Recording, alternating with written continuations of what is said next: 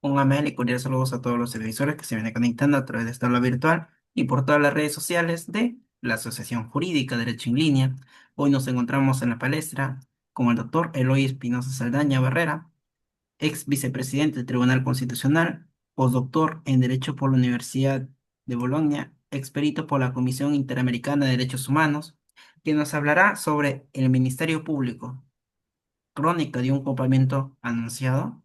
Este tema trae acogida por las diferentes formas como se va desarrollando en la coyuntura jurídica el Ministerio Público. Asimismo, si tienen palabras de elogios o preguntas, pueden alzar la manito o dejar en la casilla de comentarios. Estimado doctor, bienvenido a vuestra palestra. Muchas gracias, Cristian. Siempre estar en una actividad de derecho en línea es estar en casa. Eh, Gracias también a quienes siendo un sábado en la tarde, casi noche, en la competencia que hay en un país que le encanta el fútbol, la competencia que hay con una tarde de un equipo y una noche de otro equipo de los más populares del Perú. Pero bueno, vamos a lo nuestro porque hay cosas que son importantes y sobre las cuales no se debe dejar de hablar. Un agradecimiento también a quienes escuchen, sigan, vean esta conferencia que entiendo está siendo grabada. Pero vamos por la labor. Si tomamos el artículo 159 de la Constitución peruana vigente, lo que algunos llamaban el documento, pero ya se terminó, creo que hace Gaspar de Uzarse. Allí tenemos que está prevista el organismo constitucionalmente autónomo llamado Ministerio Público para que pueda promover de oficio o de petición de parte la acción judicial en defensa de la legalidad, entendido como juridicidad, entendido como la actuación de la autoridad competente a través de la norma correspondiente y de los intereses públicos tutelados por el derecho. El interés público siendo un concepto jurídico indeterminado, pero la noción que todos y todas más o menos manejamos es bastante clara, ¿no? Entonces, el interés público es lo que al conjunto de una sociedad parece serle importante, parece serle necesario, y esto sin perjuicio de que haya unanimidad. A veces hay intereses particulares muy respetables, pero que se oponen al interés público y hay alguna manera que compensarles, pero no podemos llegar en todos los temas a la unanimidad, en todos los temas no podemos llegar al consenso, lo que hay es aprender a procesar los disensos.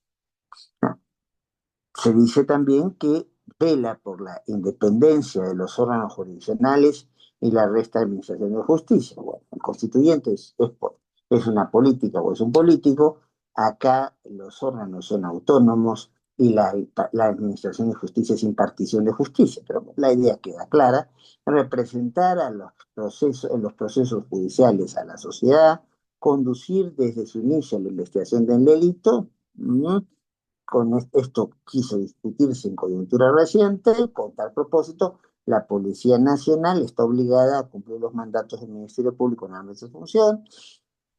Sobre eso volveremos después. Ejercitar la acción penal de oficio o a pedido de parte, emitir dictamen previo a las resoluciones judiciales en los casos que la ley contempla. Bueno, como ustedes saben, hay procesos donde el Ministerio Público no participa, procesos constitucionales, el mal llamado proceso contencioso administrativo y alguna cosa más que por cuestión de tiempo no vamos a revelar. Y ejercer iniciativa en la formación de leyes, dar cuenta al Congreso, al presidente de la República, de los posibles vacíos o defectos de la legislación vigente. Muy bien, esto nos demuestra que en un momento donde en el Estado peruano hay problemas endémicos, hay problemas que no se han resuelto desde siempre. Se habla de república, pero república no ha sido precisamente nuestro fuerte. Históricamente llegamos a la independencia con una guerra de los generales victoriosos del proceso de separación del virreinato español y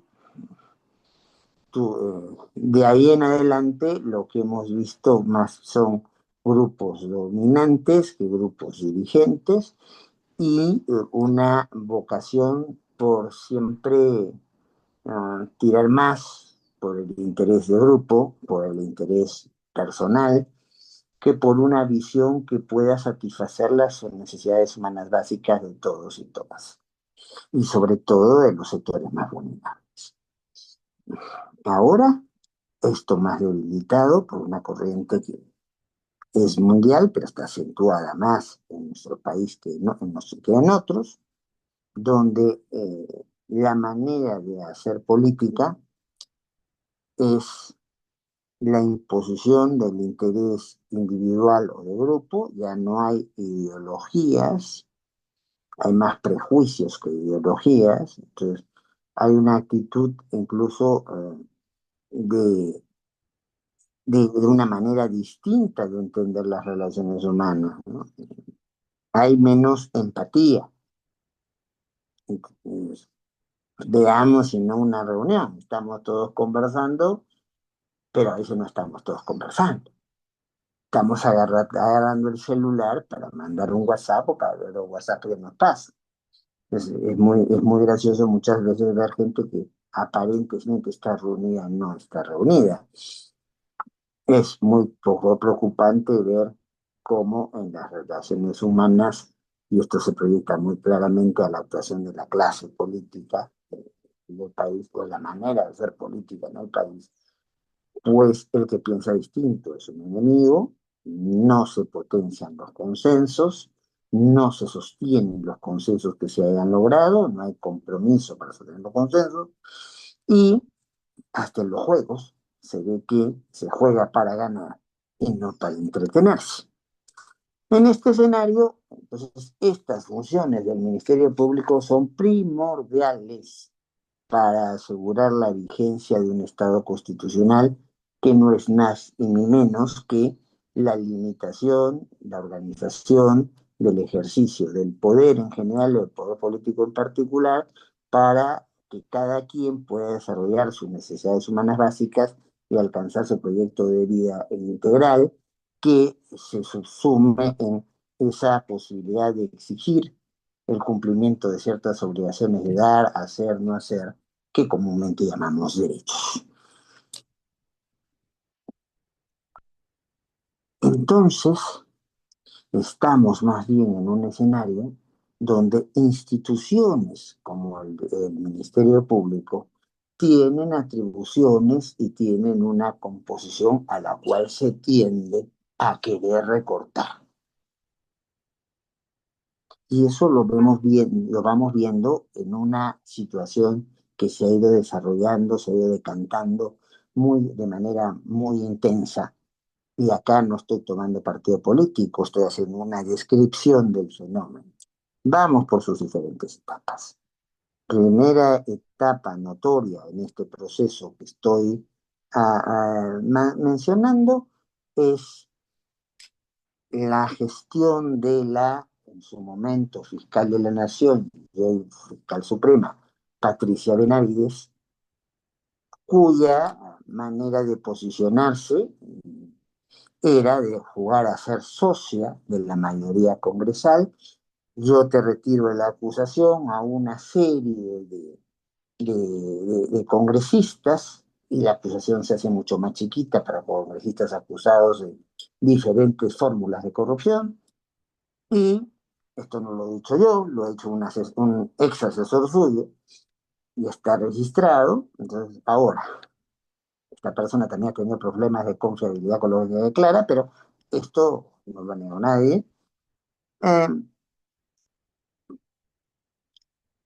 por ese tipo de concesiones que no es en una lógica de subordinación, sino es una lógica de sociedad, pues se le dio manga muy ancha a la señora Benavides, a la cual guardo todo respeto del caso, pero las cosas son como son y no como las queramos que se vean.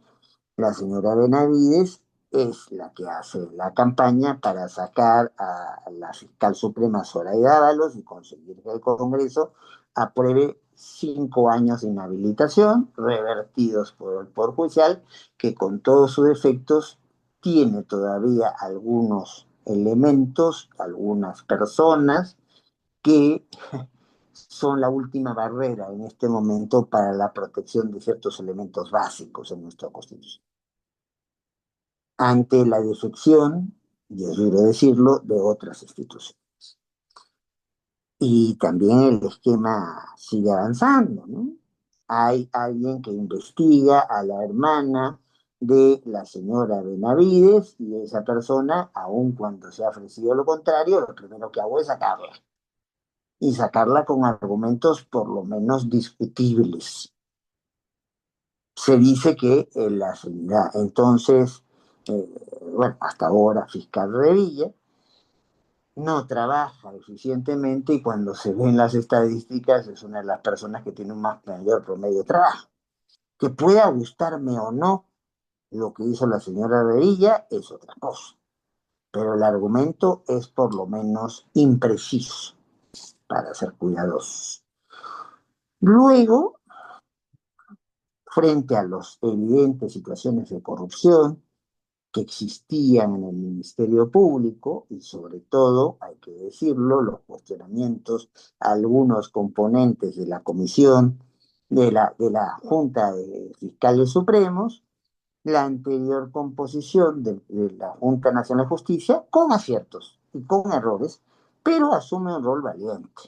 Asume el rol de enfrentar a la dinámica de los cuellos blancos del puerto y a otras fórmulas de corrupción dura o hechos, o de corrupción blanda, tráfico de influencias, y allí viene la salida usando un procedimiento discutible, el famoso un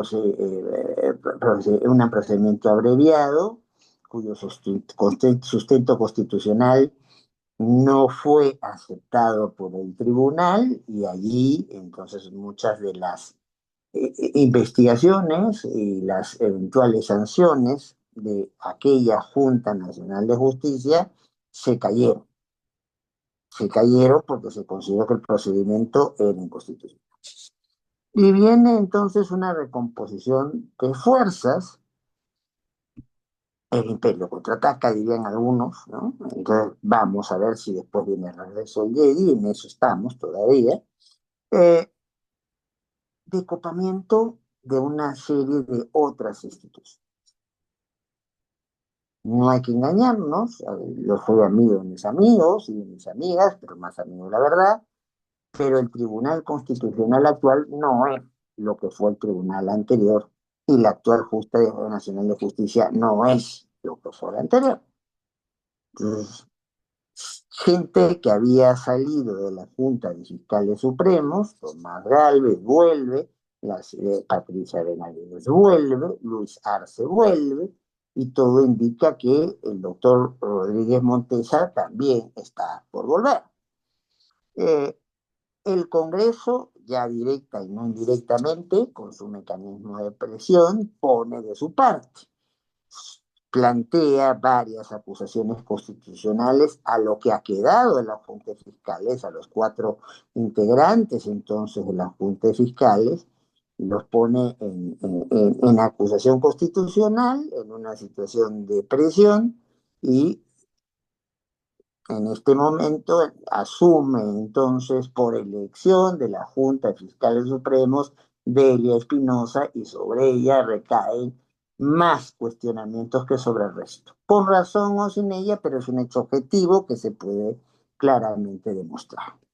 El Congreso también va a dictar una serie de normas que van a permitir una mejor organización del crimen organizado, lo que algunos llaman las normas pro crimen, que es un tema que daría para una exposición aparte, Y también hay un debilitamiento de la comprensión del artículo 159, sobre todo en su inciso cuarto, porque la investigación del delito juega a través de una comprensión del Congreso a no tener un director y un colaborador, sino casi casi una pugna de quién dirige, y eso no es un parámetro constitucional, no es el modelo de proceso penal por el cual se optó en el Perú. En el Perú, el director de la investigación para determinar si hay delito o no, nos guste o no nos guste, es de acuerdo con el parámetro constitucional del Ministerio Público.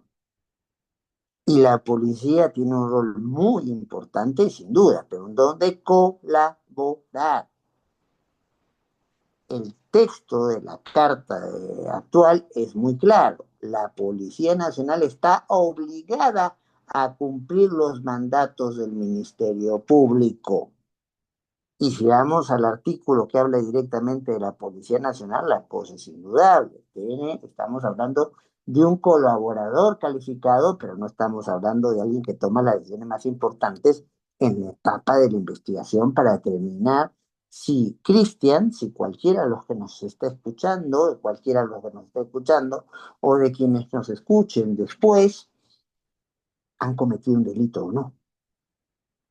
Porque lo que se presume, presunción de tanto sin duda, es que no hay alguien que sea culpable de entrada. Lo que se presume es la inocencia de al que se le ha imputado algún delito. Bien, pues, también acá tiene su parte los funcionarios y las funcionarias que en su momento eligieron a la actual composición de la Junta Nacional de Justicia. En la composición de la Junta Nacional de Justicia, desde el vamos, haciendo una mirada objetiva, sin ninguna carga subjetiva, teníamos personas con cuestionamientos, personas que son claramente más dedicados a la labor política y que están jugando un rol de operadores políticos, y por la labor de proteger algunas competencias básicas, ya sea en la autonomía de cada miembro de la Junta o cada integrante de la Junta, o en la independencia de cada integrante de la Junta, o la autonomía de la institución llamada Junta Nacional de Justicia. Ya vemos cómo en la actual composición eh, estamos salvo Francisco Tábara, al cual le profeso, como siempre, mucho cariño.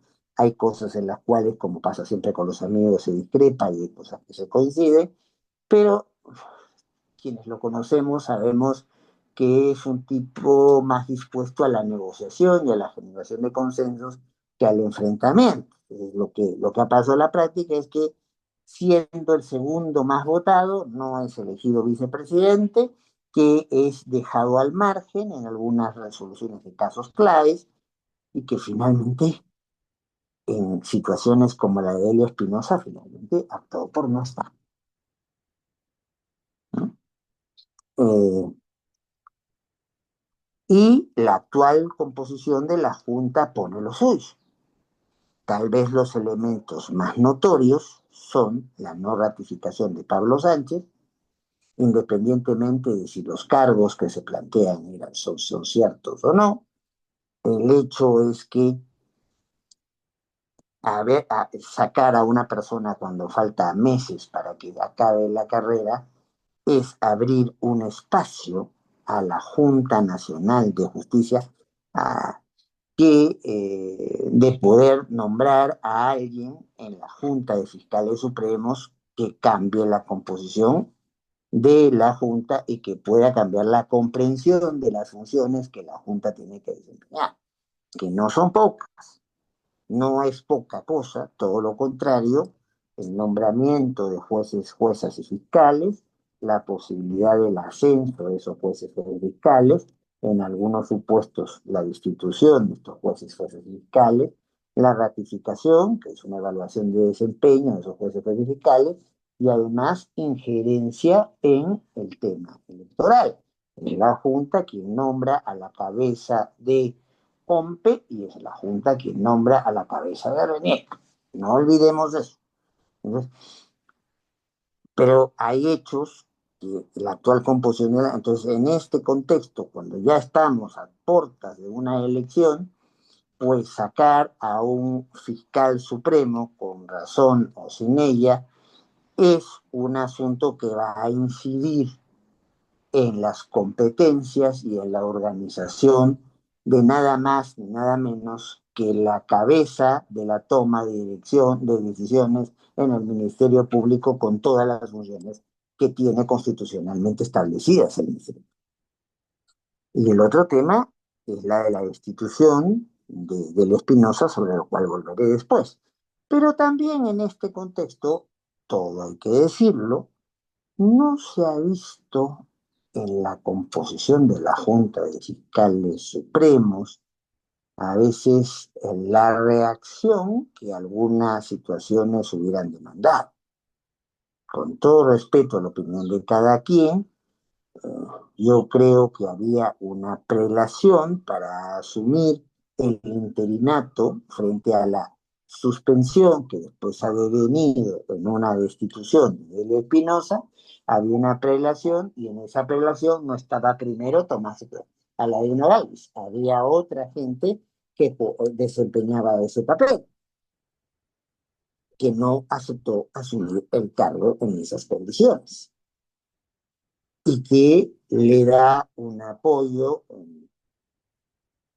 a la llegada de Tomás Aladino Valles, quien por cierto estaba ya ante su salida del Ministerio Público por la implicancia que le dieron con razón o sin ella en el tema de cuellos blancos, eh, había en el interín formado un partido político del cual él iba a ser el candidato a la presidencia de la República. Cuando entonces tal vez no era la carta a la cual le correspondía en rigor asumir el interinato, pero bueno, si yo me pongo de costado, siendo el más antiguo, siendo la segunda más antigua o siendo el tercero más antiguo, pues al cuarto le toca el puesto. Así de fácil y por unanimidad. Pero al cuarto que le toca el puesto tenía una agenda muy clara de desarticulación de ciertas cosas que se habían venido dando. Con todo el respeto que me merece Tomás, no creo que era la mejor alternativa para asumir una dirección autónoma del Ministerio Público y que respete la independencia de cada uno de los y las fiscales que lo componen. Primero, no necesariamente en el orden que se presentaron las cosas, pero haciendo una lluvia de ideas, vamos a tener la descalificación del equipo que trajo del Espinosa. Y la esquilificación, ya hablo no de la separación, porque obviamente yo cuando llevo un cargo puedo traer, debo traer alguna cuota de gente de confianza, pero no estoy para decir que la gente que trajo la señora Delia Espinosa es profesionalmente degradarla. Nos hace recordar al discurso de Patricia Benavides con la fiscal Revilla. Y esto ha pasado claramente, por lo menos con dos fiscales, que ahora han vuelto a su destino original. La desarticulación de los equipos especiales. Bueno, que algunos lo hicieron mejor que otros y puede haber serios cuestionamientos a las decisiones tomadas en algunos de estos equipos especiales, en temas muy sensibles, sin duda las acepto. Entonces, es más, cuando he sido miembro del Tribunal Constitucional, muy respetuosamente discrepamos con lo que planteaban algunos de estos equipos especiales. Pero la propia lógica dice que si hay temas muy sensibles, particulares, que requieren un conocimiento específico, una dedicación específica, pues conviene darle un tratamiento específico con gente que tenga un manejo de estas situaciones y que tenga una permanencia en esa labor. No es conveniente en ese contexto, creo que es manual, pues desarticular equipos especializados y que estos casos pasen a verse por un fiscal que tiene que ver muchas cosas diversas y en esa diversidad no va a poder dedicarle a lo especial el tratamiento especial que demanda, independientemente de mis coincidencias y mis discrepancias con lo que han hecho, lo que hicieron en su momento de algunos de sus equipos especiales. Cierto es que varios de los fiscales y las fiscales que forman ese equipo todavía, mientras tanto, están teniendo alguna injerencia en sus procesos, pero están ahora designados a otras cosas y alguno de ellos suspendido de las funciones, independientemente de que coincidamos o no con lo que hizo y con lo que hace. El objetivo es que se ha desarticulado equipos especiales y se les va a dar un tratamiento, por decirlo de alguna manera, ordinario, como si fueran causas o temas iguales a los otros, cuando bien sabemos que tienen connotaciones muy diferentes. Hablar de la lucha contra la corrupción, contra el crimen organizado, contra la violación de derechos humanos, no es una cosa que no requiera cierta especialización y una dedicación a tiempo completo.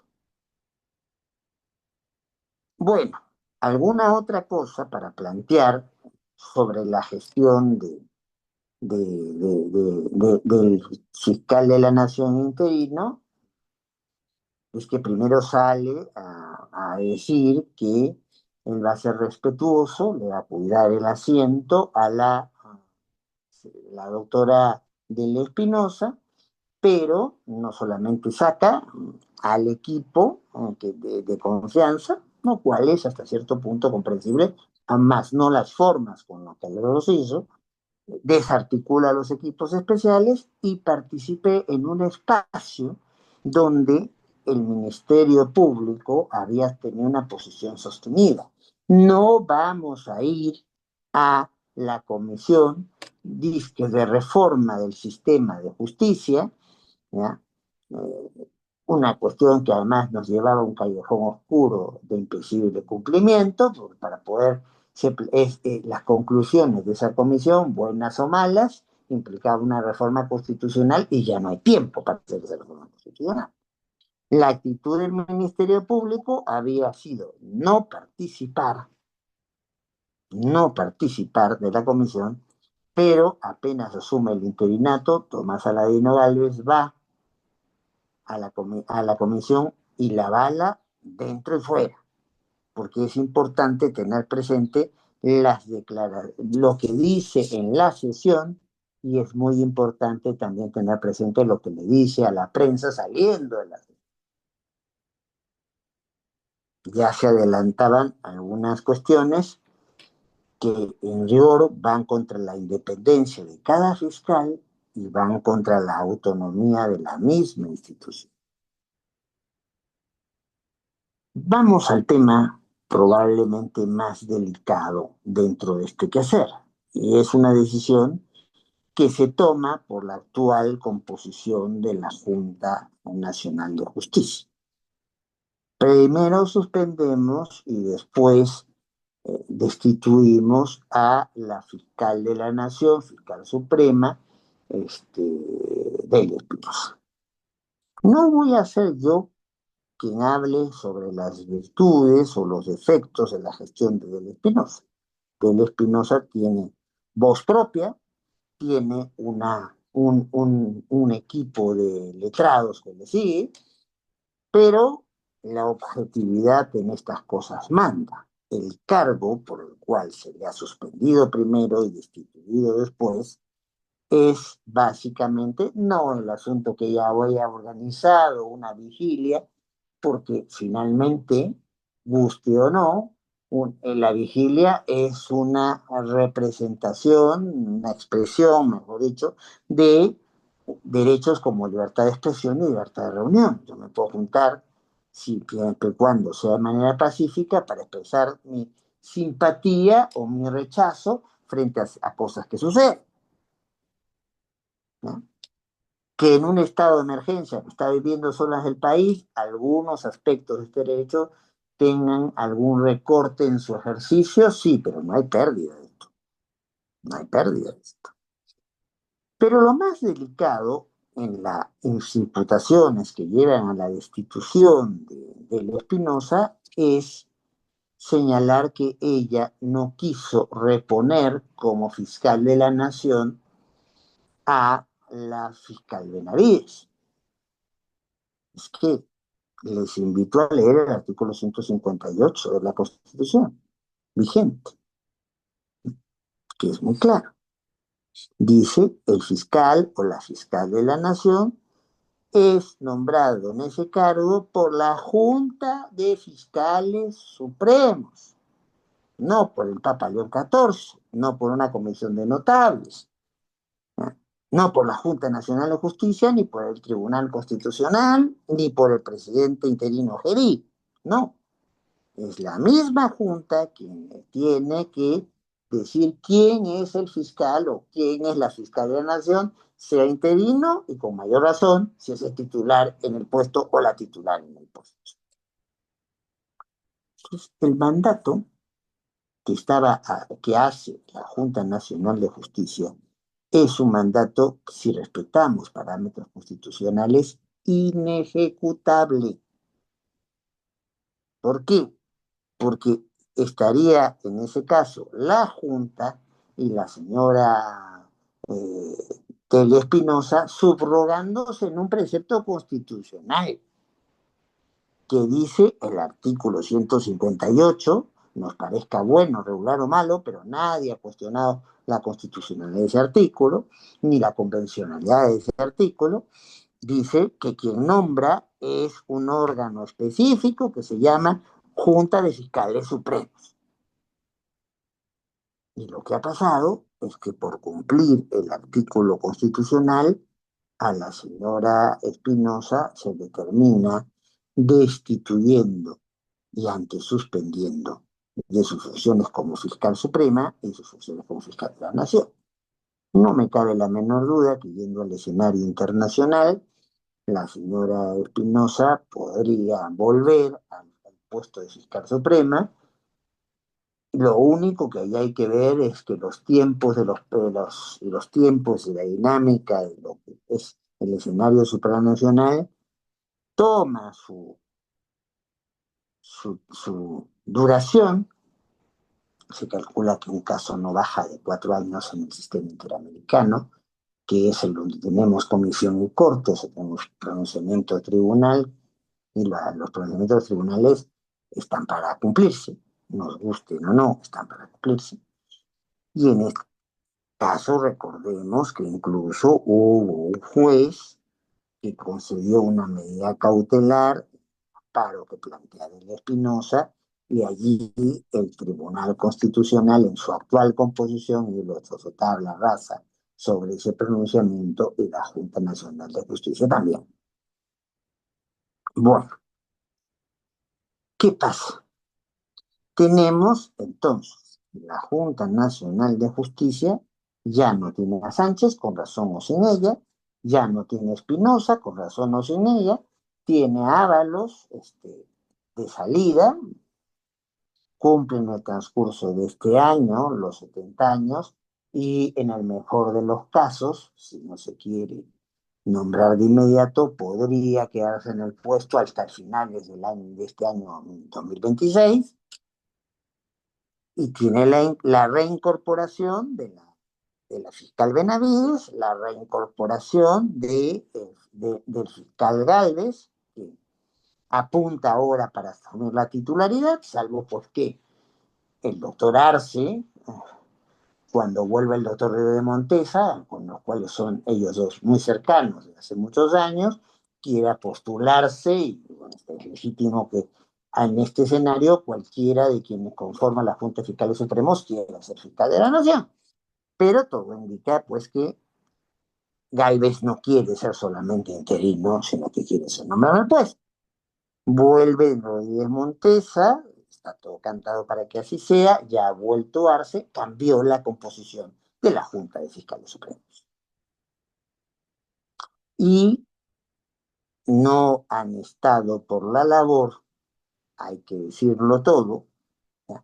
No han estado por la labor de fortalecer las competencias de sus fiscales, han optado por alternativas que debilitan la especialización de la labor fiscal, han dejado pasar porque hubo frente a la oposición de esta norma que le recortaba la dirección de la investigación penal, hubo una acusación constitucional para quienes estaban en la Junta de Fiscales Supremos y después hemos llegado a una situación de punto muerto donde la policía reclama el cumplimiento de la norma, donde el Tribunal Constitucional tenemos a su presidenta que sale a decir, bueno, nuestras decisiones tienen que cumplirse, entonces, aun cuando todos sabemos que a, aunque sea teniendo un precedente, yo puedo discrepar de manera razonable con el precedente y eso se llama overruling,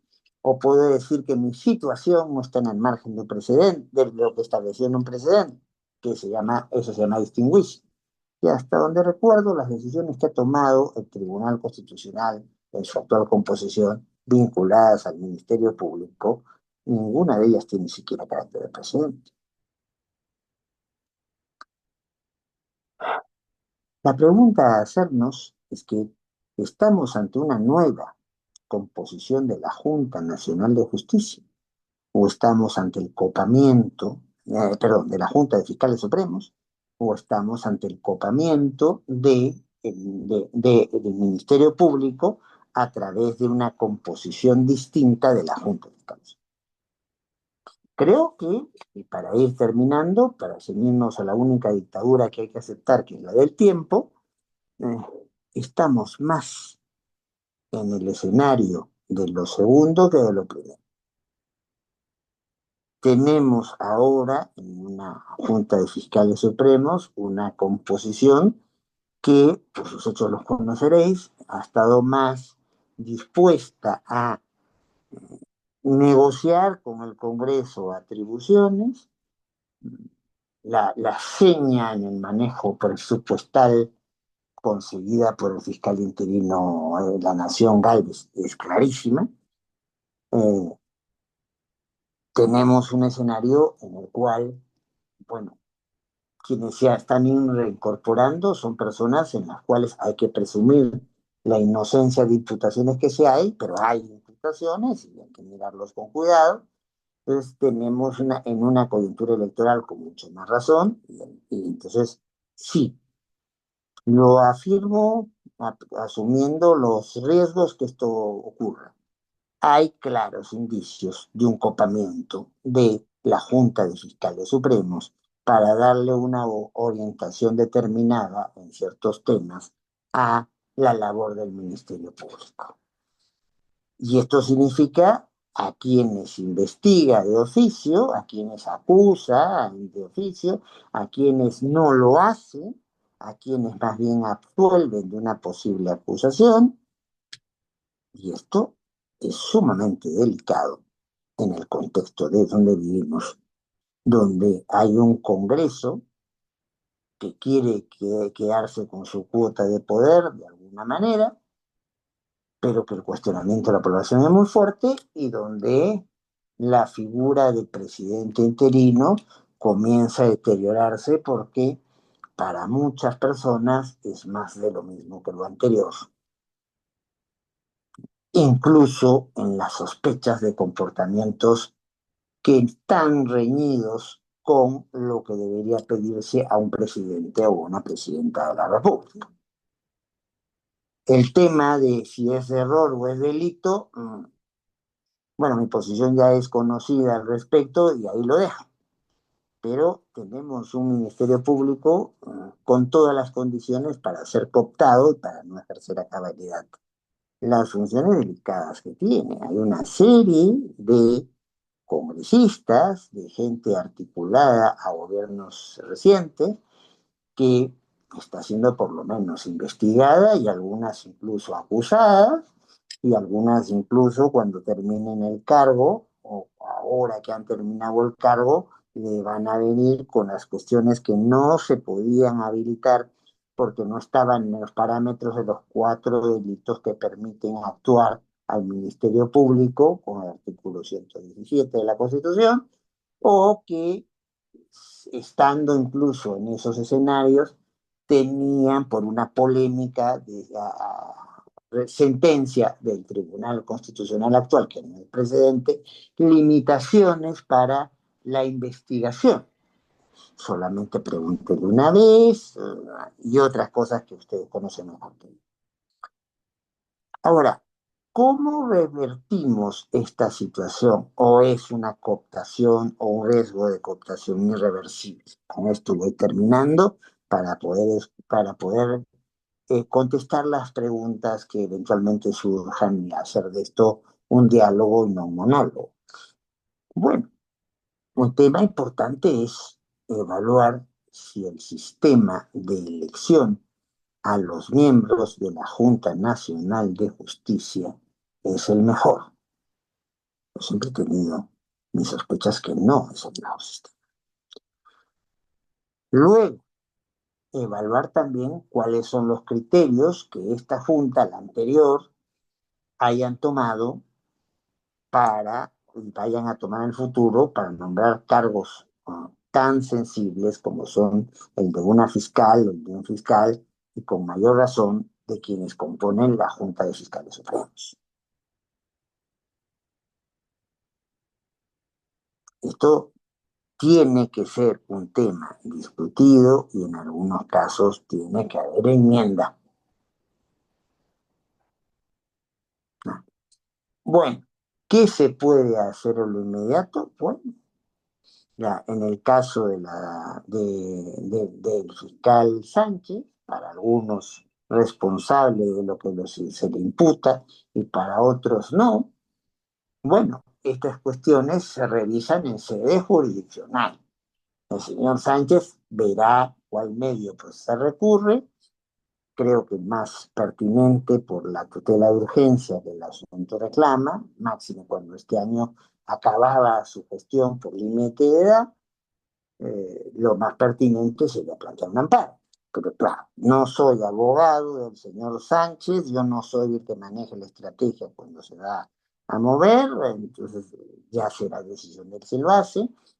En el caso de la señora Espinosa, pues lo mismo. Ya anunció su equipo de abogados que quiere plantear una demanda entonces en foros internacionales. Ahí siempre estará el problema si se ha agotado las vías internas o las vías internas han devenido en no idóneas y por eso pueden dejarse de lado. Y en el interín, bueno, todo indica que hay algunas expectativas que tiene la doctora Espinosa que no necesariamente tienen que ver con la labor en el Ministerio Público, pero eh, vamos a seguir teniendo problemas si no contamos desde el propio fiscal o de la propia fiscal con un respeto de sus propias competencias y si no se plantea una gobernanza adecuada. Me explico. En el Ministerio Público la cosa tiende a ser más vertical que en otras instituciones. ¿Sí? Pero eso no impide que el fiscal provincial tenga que coincidir con todo, con el fiscal superior y el fiscal superior con la fiscal suprema. ¿No? Ahí hay que, porque los errores o los comportamientos indebidos a la hora de pedir un dictamen, tarde o temprano pasa la factura. Nadie es infalible. En los 8 años que estuve en el Tribunal Constitucional, me pronuncié en 80.000 causas, que me debo haber equivocado. Claro que me debo haber equivocado, y muchas veces. Pero, entonces, que me prueben que he cometido un delito. Hasta ahora he tenido 84 procesos constitucionales y ninguna prosperada. Bien, entonces hay que entender que yo soy tengo un deber de ingratitud, ¿ya? No importa quién me eligió, yo tengo que resolver dando mi dictamen en función a lo que encuentro, sin estereotipos, no porque pertenece a un grupo social, alguien tiene la razón, no porque tiene una posición de género, tiene necesariamente la razón. El caso tiene que verse en la situación específica. Y ya a nivel de la autonomía, o sea, autónomos, la capacidad de regularse, lo que no puede dejar de proteger el Ministerio Público, y eso se ha visto un poco descuidado por acciones internas y por reacciones a lo externo en los últimos tiempos. A nada bueno lleva la desactivación de los equipos especiales. A nada bueno lleva guardar silencio frente a una ley de constitucionalidad dudosa, ¿ya? Que recorta las funciones del Ministerio Público. Y no basta con un pronunciamiento interno como el que se dio con una composición que ya no es la misma en la Junta Fiscal de Supremos. Las atribuciones están para ejercerse y para ejercerse con claridad. Si no vemos estos signos de necesidad de reforzar la independencia, la necesidad de reforzar la autonomía institucional, corremos el riesgo de que habrá que estar atentos y atentas a cómo viene la composición del próximo Congreso, que va a ser bicameral, del próximo gobierno y de la actuación, sobre todo, de quienes están a la cabeza de la institución llamada Ministerio Público. Si vamos a jugar con una lógica de protección a ciertos sectores y no de protección del interés público, del interés general o del interés social, ¿ya? Hay que entender que el derecho está para favorecer las expectativas, los derechos, si se quiere decir con términos más técnicos, de los más vulnerables y las más vulnerables en la sociedad. Si el Ministerio Público no cumple esa labor, ya sea los fiscales y las fiscales individualmente consideradas, o la gobernanza del Ministerio Público no apunta a eso, pues sí vamos a tener en la práctica, consciente o inconscientemente, un copamiento de la institución por criterios que responderán a muy respetables consideraciones personales o de grupo, pero que no responderán al interés público, pero que no responderán al interés general, pero no responderán al interés social, que son las razones de ser de toda instancia que pertenece a la administración pública en el Perú, donde tiene un papel especial y calificado el Ministerio Público de nuestro país. Bueno, pues ahí lo dejo en términos de mi exposición. Espero que les haya sido útil y de interés. Y como siempre, agradeciendo a Derecho en Línea, como siempre, agradeciendo a quienes están escuchando esta conferencia, agradeciendo de antemano las preguntas que puedan surgir y agradeciendo a quienes no hayan tenido la oportunidad de estar presentes, pero vayan a seguir la grabación que se ha estado haciendo y con todo gusto, como lo han hecho muchas veces antes, yo sé que las personas, Cristian y su equipo, van a hacerme llegar las eventuales inquietudes que se estén planteando. Muchísimas gracias por su atención, Cristian. No sé si hay preguntas formuladas y con todo gusto trataré de contestarlas. Excelente, doctor. Sí, nos comenta la doctora Susana. Doctor, buenas noches.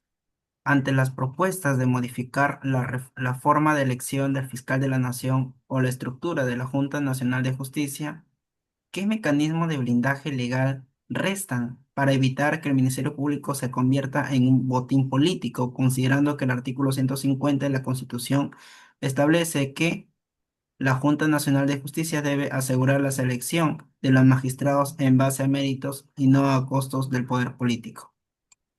A ver, vamos por partes. Lo que propone la comisión que encabezó la congresista Alba, implica reformas constitucionales. Y, quieras o no, ya no hay tiempo para eso. El Congreso vuelve a tener sesiones en marzo, ya por otro asunto que es de conocimiento general.